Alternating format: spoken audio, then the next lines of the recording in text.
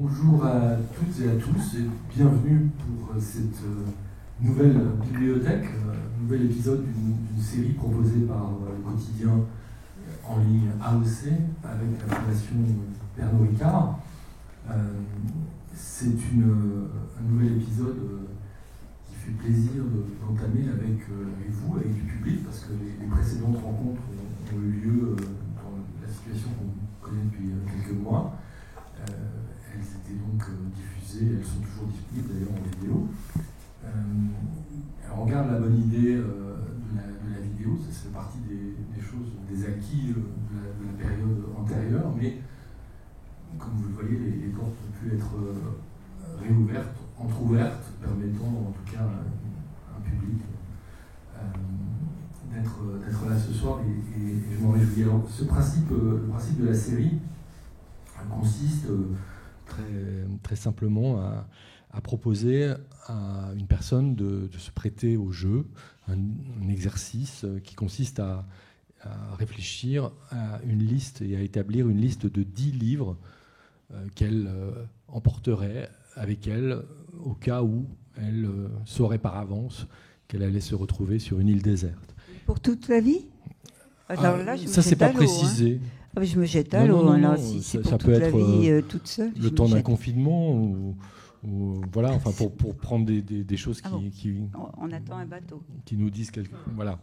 Donc l'idée c'est pas nécessairement les 10 livres les plus importants qu'on a lus dans sa vie, c'est les 10 livres qu'on a envie d'emmener là à un moment dans la perspective de se retrouver tout seul et d'avoir la compagnie de ces livres en tout cas au moins. Donc après Arlette Farge, après Achille Mbembe, après Maëlys de Kerangal, après Arnaud Desplechin, c'est donc aujourd'hui Annette Messager que je remercie de se prêter au jeu. Annette Messager est artiste, plasticienne, on la présente plus, c'est vraiment l'une des très grandes artistes contemporaines. Son travail fait l'objet évidemment d'expositions dans ces galeries, mais aussi maintenant depuis longtemps de grandes expositions monographiques et rétrospectives dans les plus grands musées du monde. Tout ça est un peu en stand-by du fait de la situation, mais je crois que une des prochaines grandes expositions aura lieu à Tel Aviv. Oui, mais quand même, j'arrive de Metz. Oui, alors j'allais quand même le préciser. Le centre Pompidou-Metz vient de rouvrir et j'ai le hall qui est immense. C'est pas facile d'investir ce hall. Il y a une exposition sur Archimboldo et puis donc je suis dans le hall et j'ai appelé cette installation le désir attrapé par le masque. Évidemment, ça fait référence à Picasso, le désir attrapé par la queue. Et puis, j'en ai fait, comme c'est très haut de plafond et très lumineux, avec des verrières partout, j'en ai fait une sorte de volière. Quand j'étais venue il y a 4 mois, et il y avait un oiseau qui était rentré d'ailleurs par hasard. Et donc, j'en ai fait une sorte de volière avec des animaux naturalisés qui sont sur des miroirs, comme ça, en même temps. On se voit en même temps qu'on voit les animaux. Et puis au sol, il y a plein d'animaux sur des filets, des tas de filets, il y a des costumes de camouflage de chasseurs qui sont incroyables, qu'on peut acheter par Internet, qui sont en feuillage, qui sont très très beaux. Et donc les oiseaux, comme si c'était les oiseaux qui avaient l'emprise sur les chasseurs, surtout que la région, il doit y avoir beaucoup de chasseurs, je pense, par là. Et enfin voilà, donc ça occupe pas mal d'espace là-bas. Donc ça commence là au centre Pompidou-Metz j'imagine pour tout l'été. Enfin, ah oui, non, ça dure longtemps. Et l'exposition d'Archimboldo, alors c'est Archimboldo et l'art contemporain et les artistes. Non, alors c'est toutes les. Donc elle a eu des Archimboldo incroyables, du Louvre, d'Italie, etc. Et puis beaucoup d'artistes surréalistes, Picabia. En fait, c'est un peu la déformation du visage, quoi. Elle a énormément d'artistes dans sa liste quand j'ai installé, je me suis dit, mais comment ça va rentrer? Puis en fait, ça se passe bien, oui, ça marche bien, son exposition. Bon, on ira voir à Metz. Voilà, alors, juste, ça, c'était en préambule. Il y aura aussi une exposition dans le Nord, au LAM, mais pour plus tard également. Alors, quand je t'ai, selon le principe, proposé de participer, le travail pour toi, ça consiste à faire cette liste. Et quand tu m'as écrit pour me l'envoyer il y a quelques jours, tu m'as dit que ça avait été difficile de choisir. Oui. Par exemple, j'ai hésité entre Nathalie Sarraute et Duras. Finalement, j'ai choisi Duras parce qu'il y a un livre qui est tout petit, donc vraiment pour le lire. C'est L'homme assis dans le couloir, qui est presque, je ne sais pas si tu connais ce livre, qui est presque un livre pornographique. Hein. Donc, j'ai choisi ce livre. Et puis, comme je voulais mettre en même temps Genet.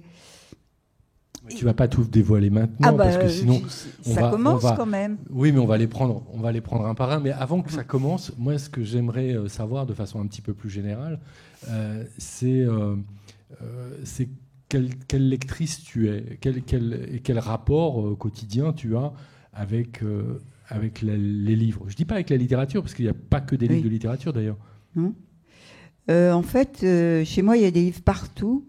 Il y a beaucoup de livres, de catalogues, et certains catalogues, j'ai mis par terre, à une page, et je pense que voilà, ça va monter. Alors, cette page, ça peut rester 2 mois sur le sol.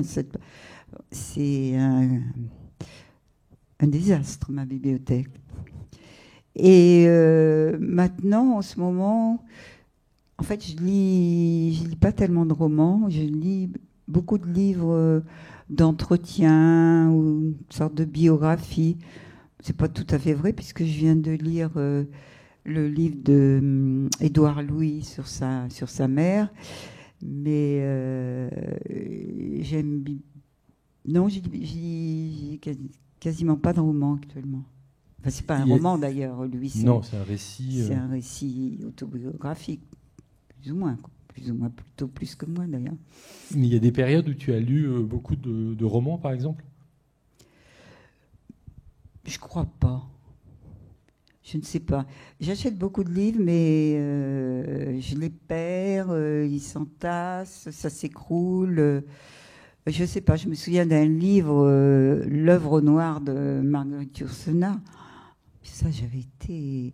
Je ne voudrais pas le relire maintenant, parce que j'aurais peur d'être... déçu. Parfois, il faut rester sur une impression ou sur un truc très fort. Mais je ne pourrais pas vivre sans livre, ça c'est certain. Même en ne les lisant pas. Quand même, ça transperce. Comme des objets oui. Pour faire des piles et pour ouvrir comme... Non, mais faire des expositions avec des doubles pages... En fait, je lis un livre, j'en lis 5 pages, j'en prends un autre. Après, je retrouve plus le livre. Justement, je lisais un livre de Toussaint, je le retrouve plus. Enfin, c'est très confus. Hein. Chez moi, c'est très confus. Et est-ce que parfois, il y a un lien, je dirais, plus direct entre ton travail et des livres ou un livre ? Est-ce que tu vas avoir besoin d'aller chercher des livres par rapport à un projet que tu peux avoir à un moment ou... Je suis pas sûre de ça. Non, je crois pas. Par exemple, le livre de Genet et Giacometti, l'atelier, c'est un très beau texte de Genet sur l'atelier de Giacometti. Comme j'aimais à la fois Genet et Giacometti, je me suis dit, ben moi, celui-là, il y en aura 2, il y en aura 2 en même temps. Et c'est très très bien ce qu'il écrit. Ils sortaient souvent ensemble le soir avec Beckett. J'ai mis aussi un livre de Beckett, d'ailleurs. Et Beckett et Giacometti se voyaient la nuit. Et Giacometti buvait beaucoup, était très, très alcoolique. Il ne mangeait que des œufs sur le plat. Je l'ai rencontré, il était à la Coupole. Moi, j'étais au Select. Et j'arrivais pour travailler à la Grande Chaumière, et puis on me dit, tu connais en face la coupole? Alors, j'ai dit non, va voir. Et il y avait Giacometti qui était là avec son journal et qui mangeait, c'était un déjeuner sur le plat. Donc je suis repartie, j'ai dit à mes copains, oh oui, c'est pas bien. Puis je me disais, bah, moi j'aimerais bien être de l'autre côté quand même, comme avec Giacometti. Et donc Beckett et Giacometti donc, buvaient beaucoup et ils se disputaient toujours sur un certain point. Alors, la fondation Giacometti n'aime pas beaucoup que je raconte cette histoire. Ça va, on n'est pas, ils ne sont pas là. On est dans une autre fondation, tout va bien. Les absentors. Et c'est-à-dire que Beckett voulait aller à la Closerie des Lilas, qui existe toujours dans le 14e, parce qu'il y avait un bon whisky irlandais qu'on ne trouvait que là.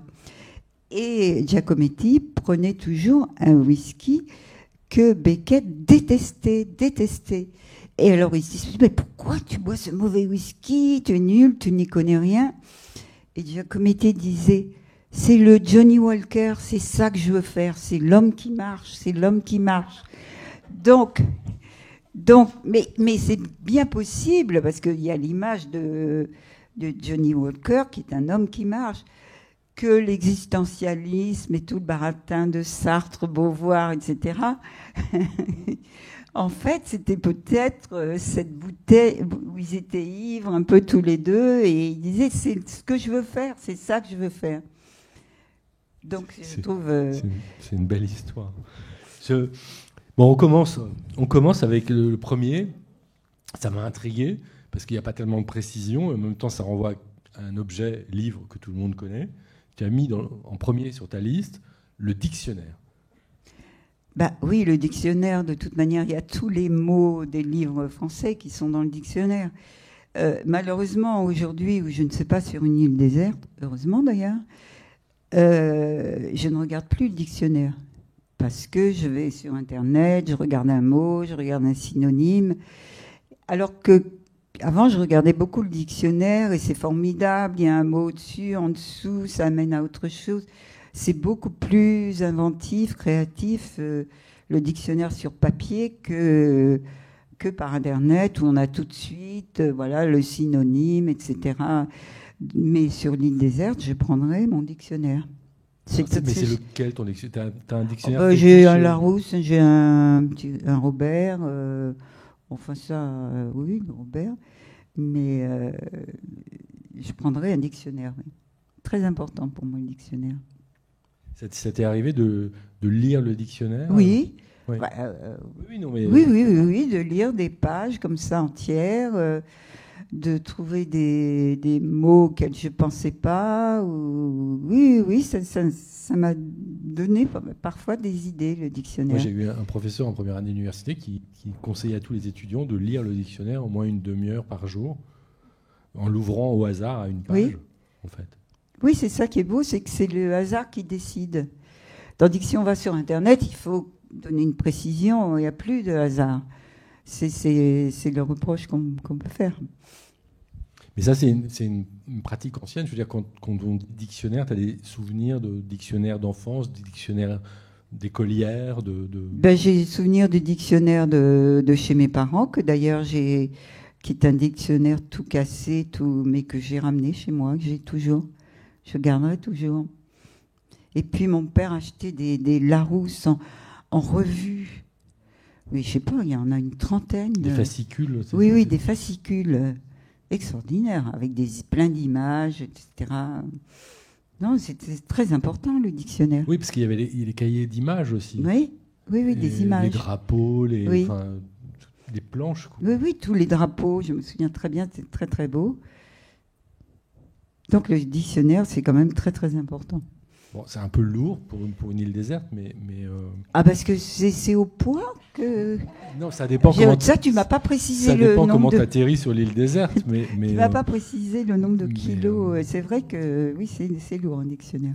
Bon, on va compenser tout de suite avec un livre dont je vois qu'il n'est pas bien épais et qui figure en deuxième position sur ta liste, qui est un livre qui est titré « Ce qu'il faut de désir » de Sophie Nolot. Oui, en fait, je ne sais pas, c'est parce que je l'ai lu il y a pas longtemps. J'avais vu cette femme à la télévision. Et de toute manière, quand il y a le mot désir, j'achète. Ah oui, parce que pour moi, le mot désir, c'est le mot le plus important de la langue. Et enfin, c'est pas le mot. C'est si on désire plus rien, c'est pas la peine de vivre. Et donc, ce qu'il faut de désir, ça m'a beaucoup plu. Donc, c'est un peu l'histoire du désir à travers les troubadours, beaucoup de poésie, beaucoup de... En plus, j'adore la couverture de ce livre. C'est un petit garçon qui dort avec ses paires de skis, ce qui n'est quand même pas très pratique pour dormir, mais il désire tellement faire du ski, sans doute. C'est une photo de... Il enlace, ski. De Douaneau. J'aime beaucoup cette photo. Ça me fait penser, c'est important la couverture d'un livre pour le choisir, tu es dans une librairie, sans doute, ça peut être déterminant. Enfin, on peut acheter un livre juste parce que, moi d'abord, il y a le mot désir, mais... Oui. Oui, c'est quand même un peu attractif ou parfois répulsif. Oui, c'est important, tu dois le savoir. Oui, moi j'accorde beaucoup d'importance aux couvertures des livres, oui, mais... Et au titre ? Oui, aussi, bien sûr. Mais en revanche, pas du tout la 4e de couverture, par exemple. Je ne les lis jamais, mais je ne sais pas. Là, je pense que c'est d'elle, je ne sais pas. Mais enfin, il y a des choses très très belles. Hein. Donc, je sais pas. Car mon désir a peur de désirer. Alors ça, c'est Pernette du Guillet.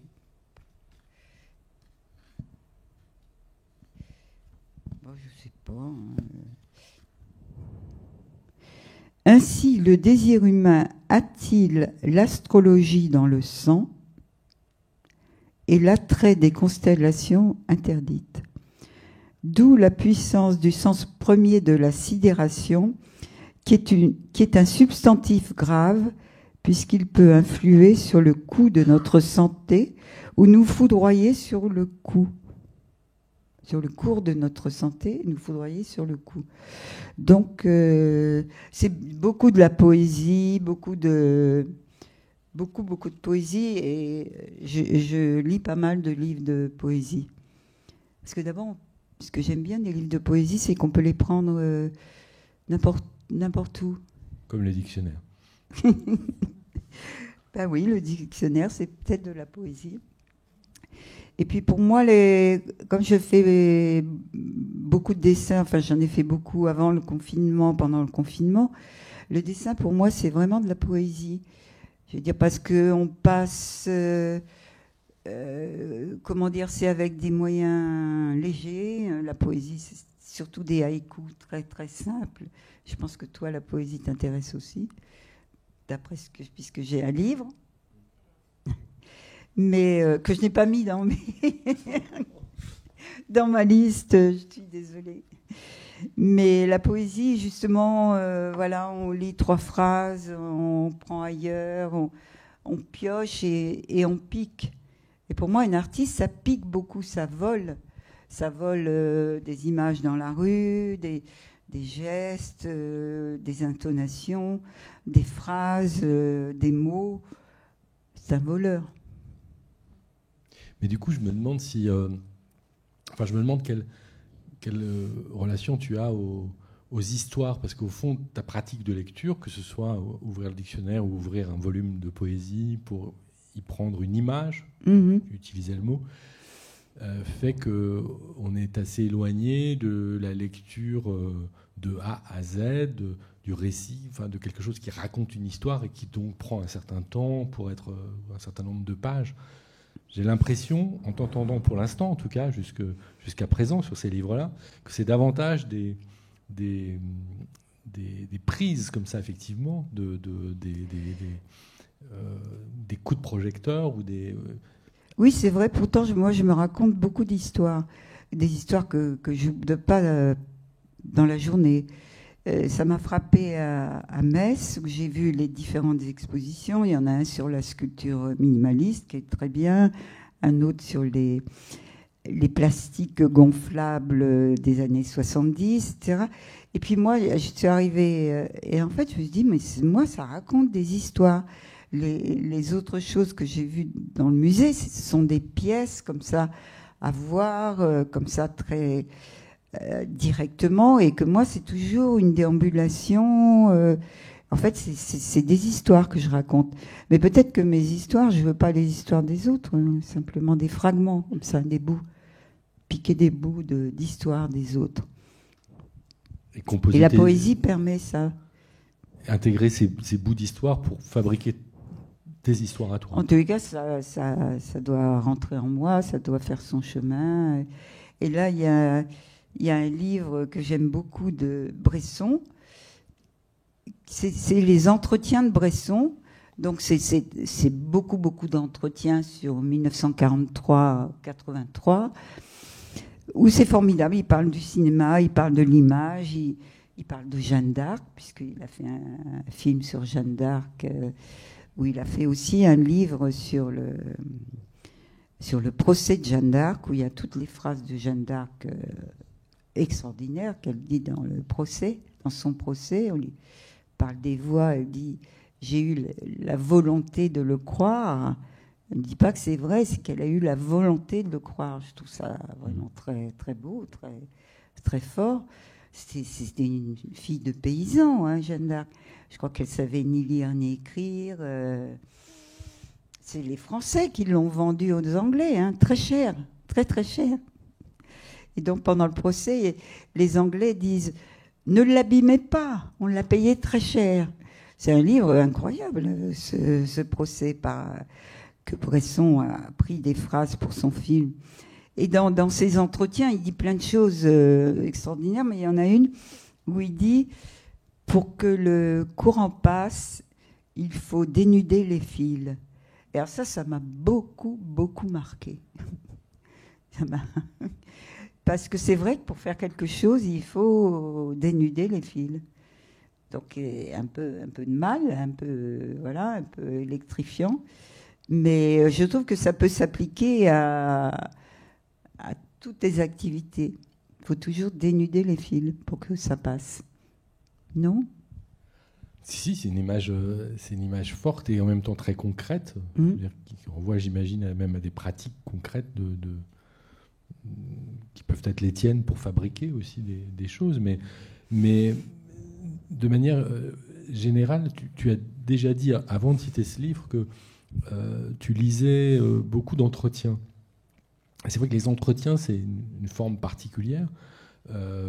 Ou des journaux. Par exemple, Hervé Guibert, son journal a été publié après sa mort, le Mausolée des amants. Et là encore, on peut le prendre à n'importe quelle page. Et il dit des choses très très jolies aussi sur l'art, où il dit, je ne sais pas comment il le dit, dans une art, je veux toujours dans l'art qu'il y ait une part d'enfance qui reste. Et pour moi aussi. Donc c'est pourquoi j'aime bien dessiner, je crois, parce que on redevient un enfant quand on dessine. On gribouille, qu'est-ce qu'il faut ? Un papier, un stylo, un peu d'encre, c'est tout. On est maladroit, et la maladresse souvent c'est important, c'est bien la maladresse, parce que par exemple, si je fais des dessins un peu pendant trop longtemps, je me dis non, là je suis un peu habile, arrêtons. Je pense que la maladresse, ça apporte quelque chose. Il ne faut surtout pas s'en priver. Mais que ce soit les entretiens de Bresson, que ce soit le journal de Guibert, en l'occurrence, à chaque fois, c'est des artistes ou des écrivains, cinéastes, peu importe, qui parlent, qui évoquent leur travail d'artiste. Est-ce que ça, c'est oui, tu es particulièrement attentive à ça, à entendre ou lire ? Oui, bien sûr. Un artiste qui a une pratique différente de la mienne et qui finalement tout ça se rejoint. Tout ça, c'est la même chose. Et tout ça apporte. Mais ça a toujours été comme ça, c'est-à-dire que quand tu as commencé étudiante, et puis tu as eu besoin de lire beaucoup ou d'entendre simplement des artistes parler de leur travail. Tu sais, d'abord, il n'y avait pas tellement de choses à lire ou à À l'époque, quand j'ai commencé, j'en sais rien. Il y avait moins mais... de choses à la radio à entendre aussi, sans doute. Ben oui, non. Je sais pas. Bon, mon père faisait de la peinture et il y avait beaucoup de livres d'art aussi, c'est tout, partout. Et donc, je feuilletais plein de livres et il me parlait d'art tout le temps, tous les matins. Plus personne ne voulait l'écouter. Donc, lui, il arrivait avec des croissants à 7 heures du matin près de mon lit. Donc, pour moi, l'art était lié aux croissants. Donc, c'est peut-être pour ça que j'ai continué, mais il n'y a plus de croissants maintenant. Mais c'est vrai, un petit croissant fait du bien, là. On n'a que de l'eau. Donc oui, dans tous les cas, Donc, oui, c'était formidable. Je pense d'ailleurs de ne pas avoir la télévision, la radio, très très peu, parce qu'on n'avait que les livres. Et le cinéma ? Et le cinéma, mais le cinéma à Berck-Plage, une fois par semaine. Mais donc les livres étaient très très importants, oui. Mais avec un désir pour les livres, la possibilité de les choisir, de picorer, plus que l'obligation scolaire, par exemple, de lire, ou les préconisations familiales. Préconisation familiale, il n'y en avait pas. Ma mère ne lisait que des romans policiers. Et à l'école, je ne me souviens pas qu'on m'ait prescrit des livres. À Berck-Plage, il y avait la maison de la presse, où il y avait beaucoup de journaux, de magazines et des livres. Et j'allais très, très souvent là. Et puis après, à Paris, j'étais une voleuse de livres. C'était facile, à ce moment-là. J'avais pas beaucoup d'argent. Chez Maspero, comme tout le monde Chez Maspero, à la une. J'ai pas mal volé. On se mettait à deux pour voler des livres. Les cahiers de l'art brut, on me les a volés d'ailleurs. Les livres que j'ai volés, on me les a volés. Donc peut-être c'est normal, c'est bien. Mais les cahiers de l'art brut, ça coûtait très très cher. Les écrits de Dubuffet, que j'aimais beaucoup. La bibliothèque, la librairie du musée des Arts Déco, alors là, c'était d'un facile. Donc, je ne vole plus de livres. Hein.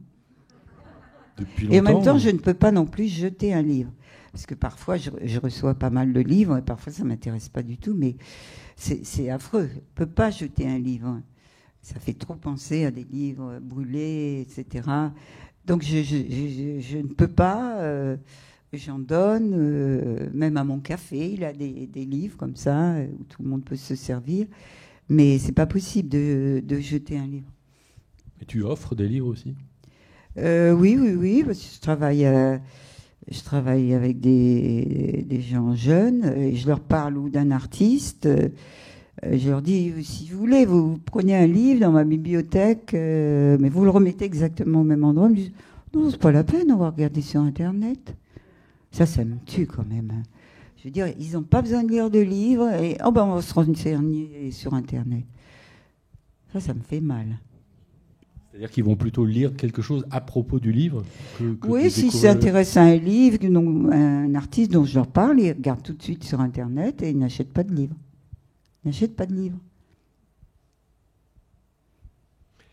Ça me fait penser, quel rapport tu as eu avec les livres cette fois, les livres sur toi, les livres sur ton travail, les catalogues d'exposition, ou quand il s'est agi d'imaginer, de participer au processus de conception d'un livre. Eh bien, écoutez, justement, j'ai donné à Sylvain 9 livres. Et je me suis dit, si je partais sur une île déserte, je prendrais un de mes catalogues. Donc, je me suis dit, c'est quand même gonflé. Je ne vais pas lui dire 10 livres sur un net messager, quand même. Mais c'est normal. Je voudrais regarder ce que j'ai fait. C'est mon histoire. C'est quand même ma vie. Donc, je prendrais un livre sur un net messager. Surtout que les dates, tout ça, j'oublie tout. Donc, j'ai souvent besoin de regarder mes catalogues pour voir ce que j'ai fait. Et il y en a un en particulier auquel tu pensais Bah, c'est toujours le prochain, hein, celui à venir. Celui qui met à jour tout. Pas qu'il met tout à jour, mais dans le futur. Donc, il est des... J'ai pas osé te le marquer. Il est gonflé, celle-là. Mais ça répond pas à la question de savoir quelles expériences tu as pu avoir de travail avec les graphistes, avec les éditeurs, quand il s'agit, parce que c'est quand même autre chose. Lire un livre, on sait tous le faire. Faire un livre, c'est... Je ne sais pas s'il y a des graphistes ici, mais il y a deux personnes dont je me méfie beaucoup comme métier, c'est les architectes et les graphistes.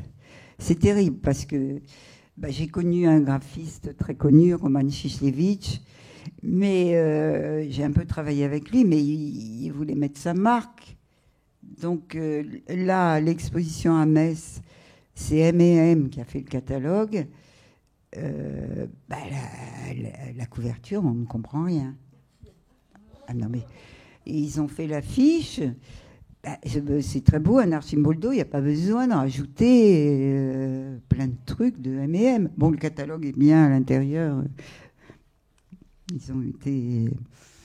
Sobres, oui. Pas sur la couverture. Donc, et les architectes dans une exposition pour les espaces, c'est aussi un combat souvent. Mais pour les mêmes raisons, c'est-à-dire qu'ils imaginent des choses trop compliquées, trop. Oui. Ou moi, souvent j'aime bien faire un mur en biais parce que je trouve que toutes ces comme ça verticales, horizontales, perpendiculaires. J'aime bien tout d'un coup casser l'espace. Alors ça, ils n'aiment pas. Maintenant un peu plus, mais je me souviens la première fois que j'ai fait, c'était à Pompidou. Mais pourquoi tu veux mettre ce mur en travers? Je dis d'abord, il sera plus long, parce que j'ai besoin d'un mur plus grand. Enfin bref, ils ne voulaient pas. Finalement, ils l'ont fait. Hein. Donc un catalogue, le prochain, sur l'île déserte pour avoir en mémoire imprimé ton travail. D'ailleurs, ce que tu disais tout à l'heure, ça t'arrivait d'ouvrir un livre, une double page, ça peut t'arriver de le faire avec justement ton travail. La question de la représentation des œuvres ne doit pas être toujours facile, surtout des installations. Parce que tu n'as pas cité les photographes dans ceux qui... Oui, c'est vrai, j'ai pas mis de profession difficile, mais... Non, j'ai parlé d'une photo. Oui, j'ai parlé de cette photo. Mais là, je pensais à la prise de vue des installations, qui est là aussi quelque chose de... Oui, c'est pas toujours facile. Oui, non, mais les photographes aussi leur donner quelques indications. Là, pour Metz, justement, aujourd'hui, il y a le photographe et je l'ai eu au téléphone avant pour voir un peu, pour lui expliquer certains détails que j'aimerais avoir. Mais oui, il y a des photographes avec qui on peut parler, on peut avoir un dialogue, et puis il y en a d'autres, c'est non, c'est moi, le photographe, etc. Là aussi, c'est vrai que c'est parfois un peu compliqué. Alors ça participe d'un catalogue, mais dans le catalogue, il y a aussi des textes. Donc, oh là oui, ça c'est aussi. C'est pour ça que, justement, on va faire un petit interlude, c'est que les artistes font parfois des livres d'artistes. Et parce qu'un livre d'artiste, justement, c'est tiré un peu d'exemplaires, et c'est l'artiste qui conçoit du début à la fin. Il n'y a pas d'interview, il n'y a pas de biographie. C'est l'artiste qui a une envie et c'est une œuvre d'art. Hein. Le livre devient un médium. Voilà. Et donc, en général, c'est une œuvre d'art qui est vendue pas très cher du tout.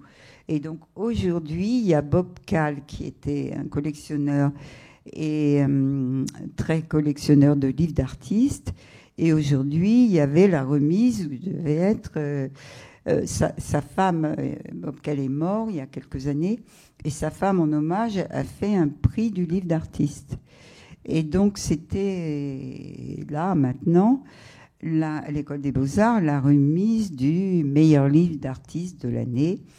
Et c'est quelqu'un que vous connaissez bien, parce que c'est Pierre Le Guillon, qui a le prix là en ce moment, avec un livre assez étonnant qu'il a fait, qui, je ne sais plus comment est le titre exactement, mais c'est Les artistes et la publicité. C'est-à-dire que surtout en Amérique, les artistes se sont fait photographier avec une bouteille de ketchup. Warhol a fait énormément de photos parce que lui, plus il était partout, plus il était content. Et puis, ou le chocolat dans vin, évidemment. Pour voilà.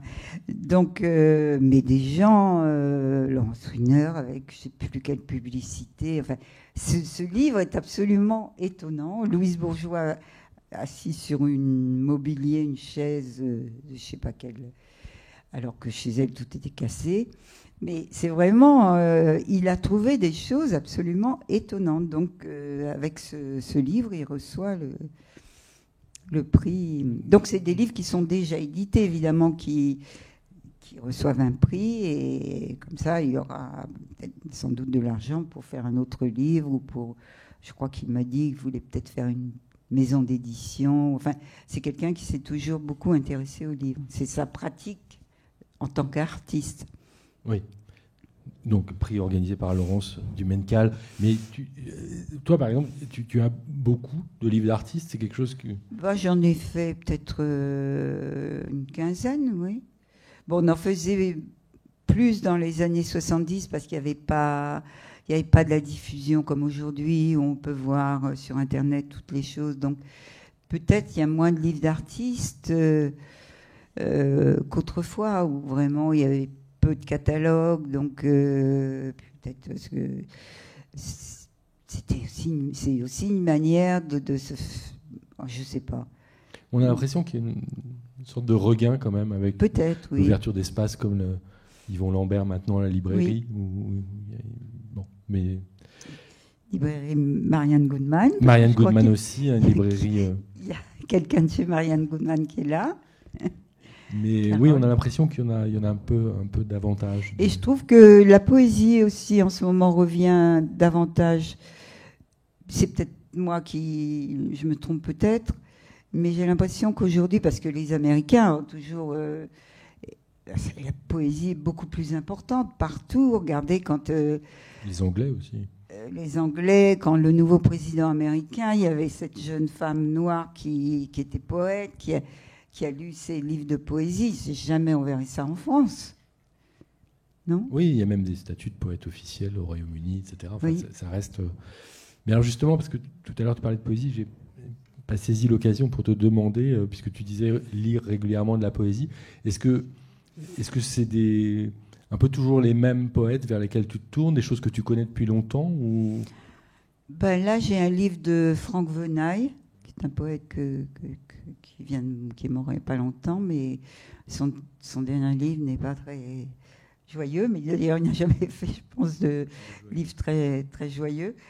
Je viens de racheter Les Fleurs du Mal de Baudelaire parce que je fais une pièce avec des fleurs et en fait, Baudelaire voulait l'appeler Les Fleurs du Noir.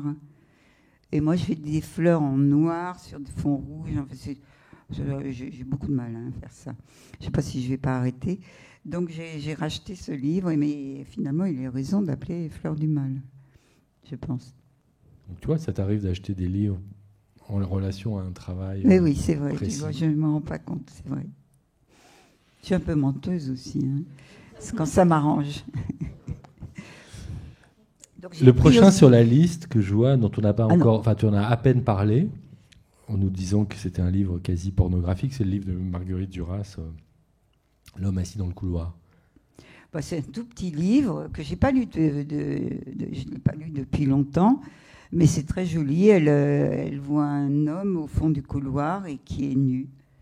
Et elle le décrit. Et c'est très joli, très simple, très érotique. Et je vous le conseille parce que c'est jamais tellement dit dans les livres de Duras. C'est pas très répertorié. Et c'est très... j'aime bien ce livre. Et tu aimes bien plus généralement l'œuvre de Marguerite Duras? Il y a d'autres livres qui ont... Ah oui, ça... Oui. Non, non, oui, je crois que j'ai lu tout Duras. J'allais à un restaurant où elle allait souvent. Je m'asseyais à côté d'elle. Elle était assez épouvantable d'ailleurs. Hein. Enfin, très, très, très Duras. Elle était à une projection, c'était Alain Fleischer qui me disait ça, d'un de ses films. Elle était assise à côté de lui et disait: n'est-ce pas que c'est beau, n'est-ce pas que c'est beau en regardant son film, c'est sublime. Elle avait une grande, grande conscience de ce qu'elle était. Et parfois, c'était peut-être un peu pénible, mais bon. Enfin, c'était très grande. Et puis, elle a fait des films, elle a fait beaucoup de choses. Donc Duras plutôt que Sarraute. Oui, j'ai un peu honte quand même, parce que Sarraute est plus dur, plus essentiel peut-être. J'ai un peu honte, j'avouerai, dans ce choix, mais bon, voilà. Il y a un livre en particulier de Sarraute qui... Je vois pas, je sais pas. Et le théâtre aussi, parce que le théâtre, tu peux en lire ou non, faut, non, faut le voir. Le théâtre, ouais. Pas tellement, non. Non, parce que l'une comme l'autre, on en a quand même publié beaucoup. Mais ensuite, tu en as dit quelques mots à peine tout à l'heure. Et c'est pas très éloigné de Marguerite Duras. En tous les cas, ils ont été associés. Ils le restent dans les représentations de beaucoup de gens sous l'étiquette Nouveau Roman, mais qui est peut-être un peu compliqué, en fait, un peu artificiel à certains égards, mais c'est Samuel Beckett. Et là encore, il y a beaucoup de théâtre, mais pas que, il y a les romans. Et le titre qui était choisi, c'est Cap au pire. Dans Cap au pire, il y a une phrase que j'adore, c'est rater, virgule, rater encore, virgule, rater mieux. Alors ça, pour moi, c'est sublime.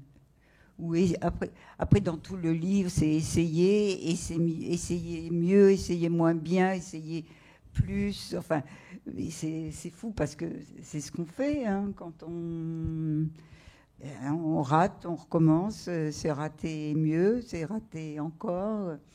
Et tout. J'ai un autre livre je ne sais plus comment il s'appelle, que je lis aussi, de Beckett, qui est absolument incroyable. J'ai oublié le titre. Alors là... c'est un mot, point, un autre mot, point. C'est incroyable ce livre. Ça n'a pas de sens, ou ça a tous les sens qu'on veut bien y mettre. Alors ça, j'aime bien. Et ce rater encore, rater mieux, ça renvoie C'est très Giacometti aussi, c'est complètement Giacometti, ça, cette phrase. Mais ça renvoie aussi à ce que tu disais tout à l'heure à propos de la maladresse. Oui, et puis pourquoi on continue? C'est parce qu'on pense que ça va être un peu mieux, un peu différent. Sinon, si on dit, peut-être Duras, elle était comme ça, j'ai fait un chef-d'œuvre, et voilà, point final. Non, non, non, pas ça. Et c'est pourquoi j'ai choisi ce livre d'elle, Nolo, parce que la seule chose importante, c'est de désirer continuer, de désirer espérer, de désirer manger une choucroute, je pense qu'on a tous eu le même désir il y a quelques jours, c'est d'aller à une terrasse de café. On a tous eu ce même désir en tête, je pense, avec une température agréable et pouvoir parler à une terrasse de café. Ça, c'est un désir idiot, mais tellement important. C'est un désir commun au confinement, ça, au post-confinement, au reconfinement, on ne sait plus. D'ailleurs, à ce propos, comment as-tu traversé cette période qui a changé la vie quotidienne de tout le monde, mais pour quelqu'un comme toi qui voyage quand même beaucoup, du fait des expositions un peu partout, tout ça s'est arrêté, mais ça n'empêchait pas de travailler. Le premier confinement, d'abord, je crois que pour tout le monde, on pensait qu'après, ça allait être fini.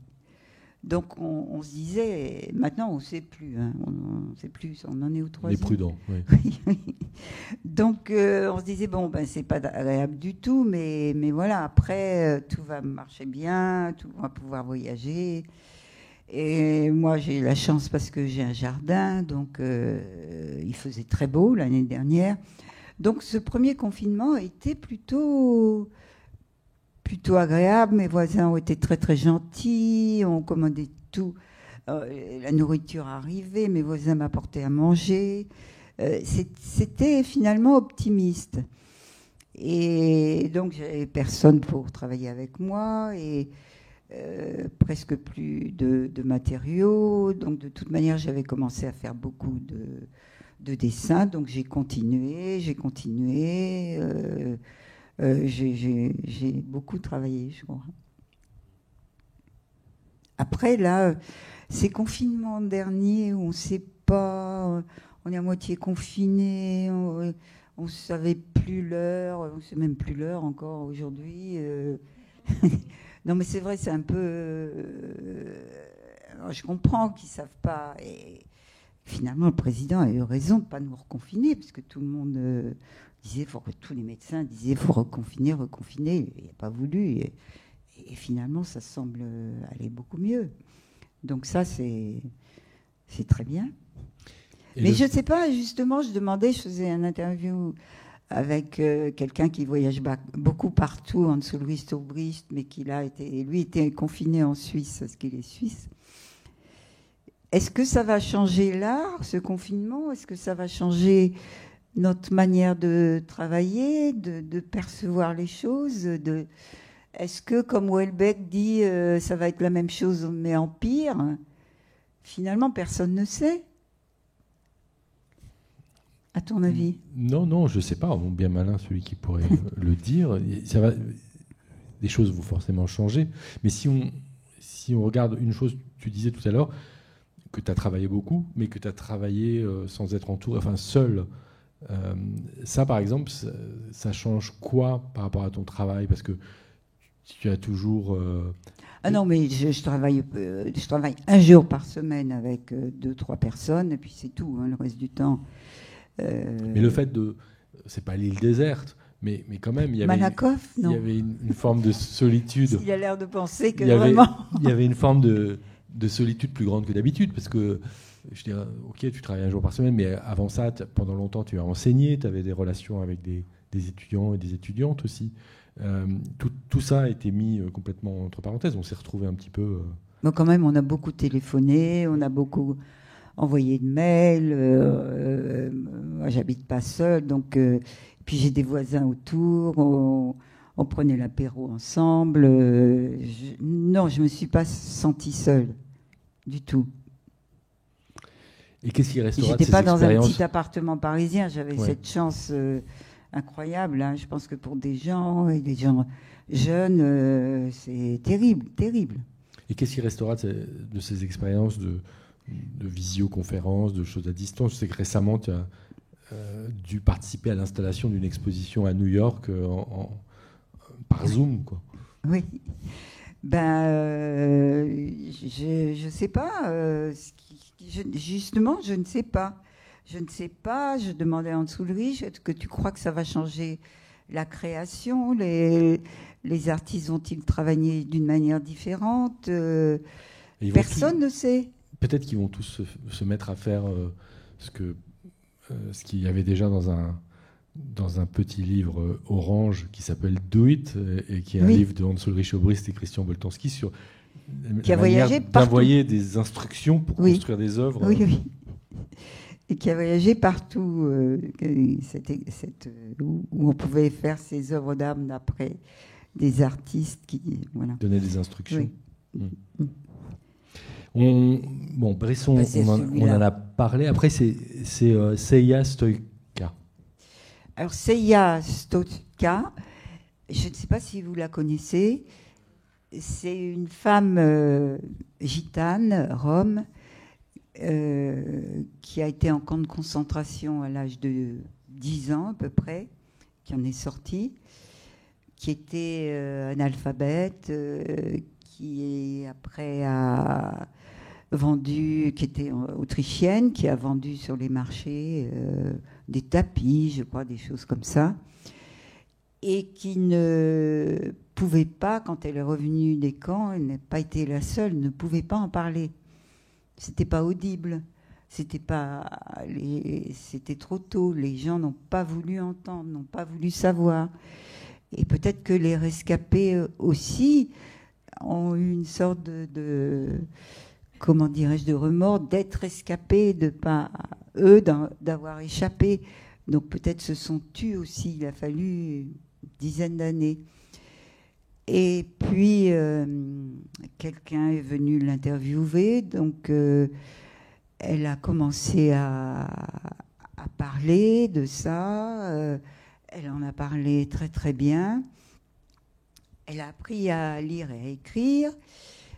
Et puis alors les légendes, parfois sont vraies, parfois sont fausses. J'avais lu qu'un Japonais était venu la voir pour la faire parler. Et il était venu... donc ils se sont absolument pas compris. Il parlait japonais.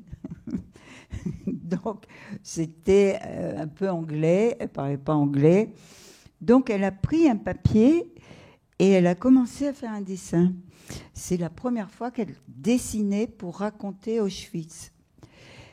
Et ça a été une transformation complète. Elle n'a plus arrêté de faire des dessins, des peintures sur Auschwitz, sur sa vie là-bas. Alors ça peut être des paysages même assez beaux. Puis tout d'un coup, il y a une croix gammée, il y a des corbeaux qui arrivent. Elle a eu une exposition à la Maison Rouge. Malheureusement, c'est un lieu qui a fermé. Et c'était vraiment une découverte. Elle est morte maintenant. Mais c'était une découverte incroyable. Elle a fait un nombre de peintures. Et ce que je ne savais pas, c'est qu'elle a écrit aussi des poèmes. Des livres de poésie. Donc, Auschwitz est mon manteau, Bergen-Belsen ma robe, et Ravensbrück mon tricot de peau. De quoi faut-il que j'aie peur ? Elle parle sur les enfants aussi. Je suis une racine. C'est beau. Sur les enfants. Quand en ces temps des enfants viennent au monde, ils ont déjà un nom, minorité. Elle parle des Ziganes. Mais c'est vraiment très simple, mais en même temps très, très savant. C'est vraiment très, très étonnant, je trouve. Chaque brin d'herbe, chaque fleur là-bas est l'âme d'un mort. Et ça correspond vraiment à ces peintures. Ah, ça j'aime beaucoup. C'est con, hein, mais c'est simple. Le temps est vieux. Le jour, lui, n'a qu'un jour. C'est très beau.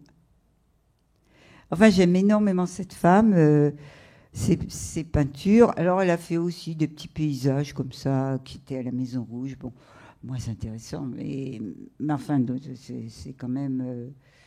vous pouvez regarder par Internet, vous trouverez des reproductions et ce livre de poésie, Auschwitz, c'est mon manteau. Donc elle dit qu'elle ne peut plus avoir peur de rien. Personne ne fait peur, personne...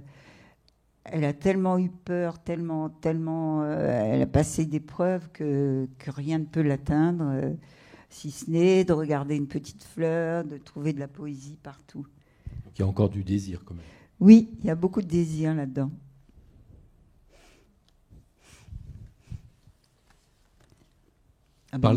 Tu parlais tout à l'heure du Dubuffet.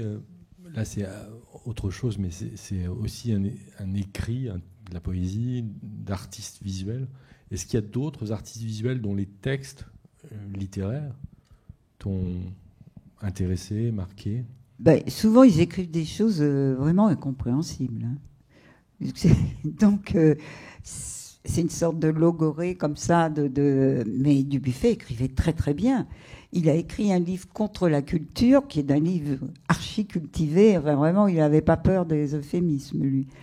Mais oui, il a découvert l'art brut, il en a fait des cahiers, il s'est beaucoup inspiré de ça aussi. Hein. Un artiste comme Chessac, ils ont été très très liés, ils se sont écrits beaucoup, puis après Chessac a dit mais il me pique tout, il me vole, il me copie. Non, Dubuffet voyait tout, mais c'est vrai qu'il a participé à... Il avait une collection d'art brut extraordinaire qu'il a voulu léguer à la France, que la France a refusé. Donc c'est parti à Lausanne, c'est parti en Suisse, c'est quand même débile. Je ne sais plus quel président c'était. Hein. Pompidou peut-être. Pompidou était quelqu'un de cultivé. Hein. Je ne saurais pas dire. Avant-dernier titre, Annette Messager de cette liste. Je ne connais pas, le livre des symboles.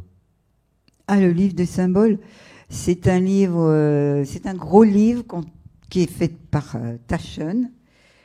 Et alors, c'est à la fois une page d'image et une page de texte. Alors ça, j'adore, hein, quand il y a les deux. Et alors, le livre des symboles, ça peut être sur une griffe, ça peut être sur la clé, sur une chaussure, sur les lunettes, sur le corps humain, mais sur un chien. Et donc, je ne sais pas, un chat. Donc, il y a toutes des choses sur des photos de chats, mais des Égyptiens, des contemporains, etc. Et avec un texte à chaque fois très bien.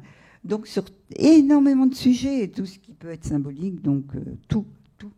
Des ciseaux, mais ça passe du coq à l'âne, une oreille, et puis tout d'un coup, une clé. Enfin, j'exagère peut-être, enfin, parce que je ne sais plus, mais la liste, c'est un gros livre. Hein. Très beau livre. Un livre source, en quelque sorte. Oui. Source book, disent les anglo-saxons pour ce genre. Ça, c'est sûr que je le prendrai. Hein.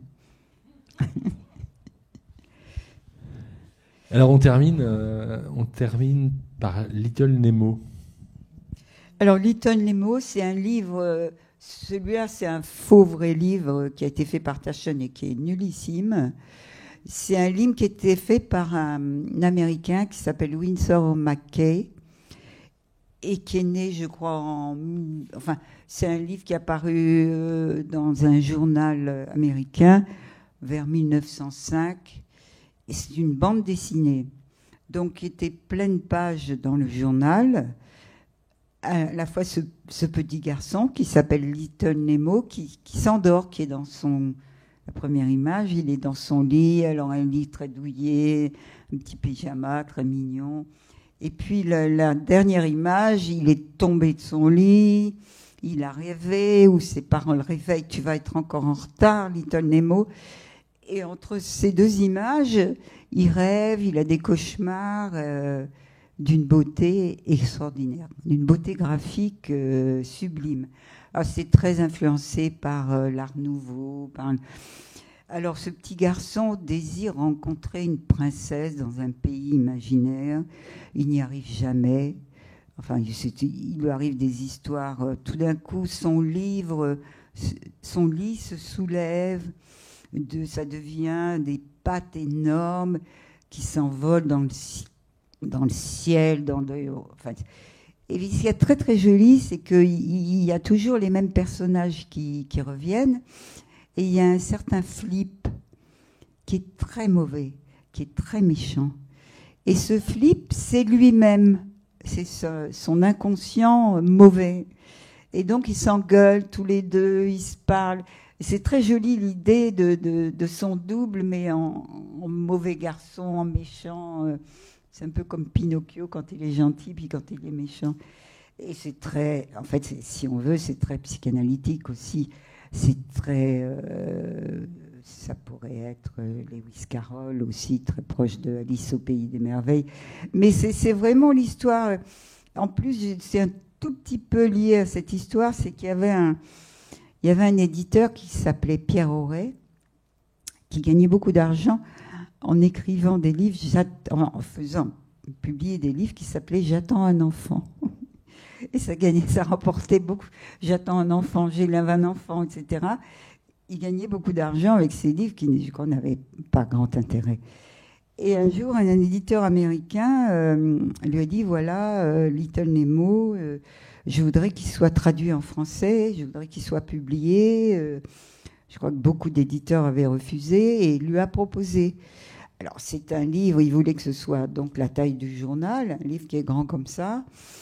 Et comme je connaissais un peu cet éditeur, il m'a demandé ce que j'en pensais. Il m'a montré quelques planches. J'ai dit, mais c'est sublime, c'est extraordinaire.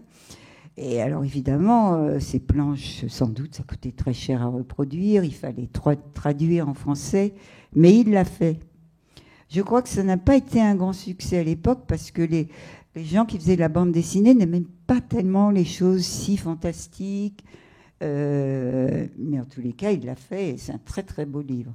C'est comme ça que tu l'as découvert, non? C'est comme ça que j'ai découvert ce livre. Et je l'ai beaucoup lu, je l'ai beaucoup regardé. J'ai cherché le gros, je ne le trouve pas, mais il est déchiqueté de toute manière. Bon. Alors, je ne sais pas, j'avais racheté ça, c'était à Sean, mais vraiment, ça n'a pas d'intérêt. Hein. Je rachèterai un jour le gros, où je retrouverai mon livre déchiqueté. Voilà Flip, tu vois. Il est rigolo. Bon, on ne veut pas dire du mal parce qu'il est noir. Alors là, ouh là là. Je peux vous dire que j'ai beaucoup de problèmes actuellement à cause de ça. Bah, je voulais montrer à New York une pièce où j'ai mis des hommes, des gens à genoux. Parce que quand il y a eu Black Lives Matter, tout le monde s'est mis à genoux. Là, c'est juste, ça représente des genoux. On m'a dit, c'est impossible de montrer ça aux États-Unis. Tu ne peux pas faire ça. Tu n'es pas noir. Bon. Les livres de Basquiat, qui sont tous écrits par des Blancs, je crois, n'ont plus le droit d'être vendus. Par contre, les œuvres de Basquiat, qui à mon avis ne sont pas achetées par des Noirs, mais par des Blancs, et les commissaires-priseurs sont des Blancs, là, pas de problème. Le commerce continue. Mais c'est fou. Je veux dire, on est quand même dans une époque assez terrible. Je devais avoir, on m'avait demandé à la bibliothèque de Lyon, où j'ai une édition, il y a une exposition sur le féminisme, et cette édition qu'ils ont achetée, ils m'ont dit on voudrait que ce soit l'affiche. Donc c'est deux saints, il y a écrit Alléluia, c'est sur le féminisme. Hein. Et puis il y a des petites fleurs, mais ce sont des utérus. Et ils m'envoient un mail 8 jours après, que je lui ai dit si vous voulez faire l'affiche, d'accord. Et ben voilà, c'est pas possible parce que les trans ont interdit de mettre un utérus sur une affiche. Donc les trans sans doute souffrent beaucoup, ont beaucoup souffert et les LGBT, je ne doute pas un instant, mais je veux dire qu'une exposition sur le féminisme où on ne peut pas montrer des seins un utérus, ça me paraît un peu excessif. Donc on est dans une époque où quand même on se censure soi-même, on se censure pour être accepté.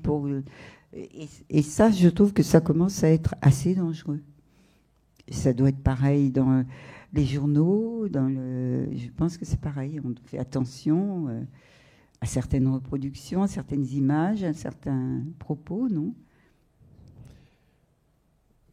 On réfléchit sans doute différemment de la manière dont on le faisait il y a quelques années, mais du coup, ce contexte-là, comment ça agit sur toi? Qu'est-ce que ça te donne envie de faire? Quel désir ça génère? Actuellement, je ne sais pas, parce que c'est plutôt paralysant et que peut-être cette situation va évoluer.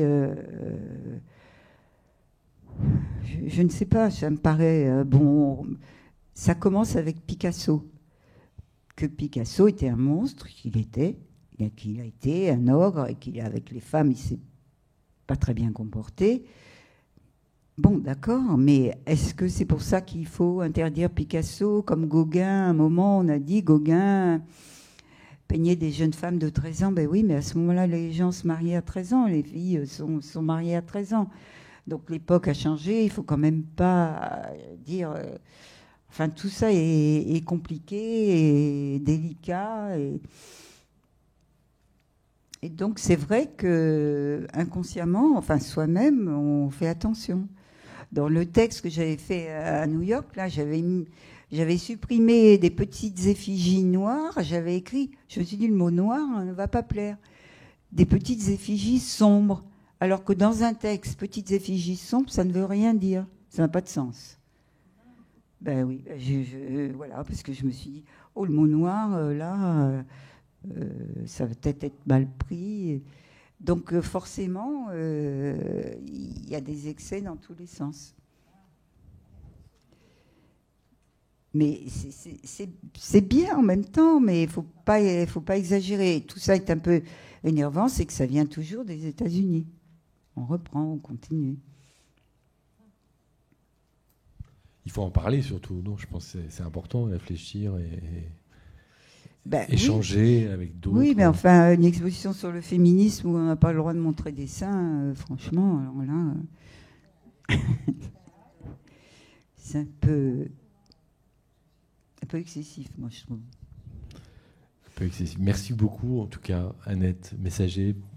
Quand on pense les fémènes, quand même, qui ont montré leurs seins, c'était pas grand-chose, et qui ont écrit sur leur corps, elles ont eu un impact énorme. C'est formidable. Hein, pour rien montrer une paire de seins aujourd'hui dans la rue, ça semble pas...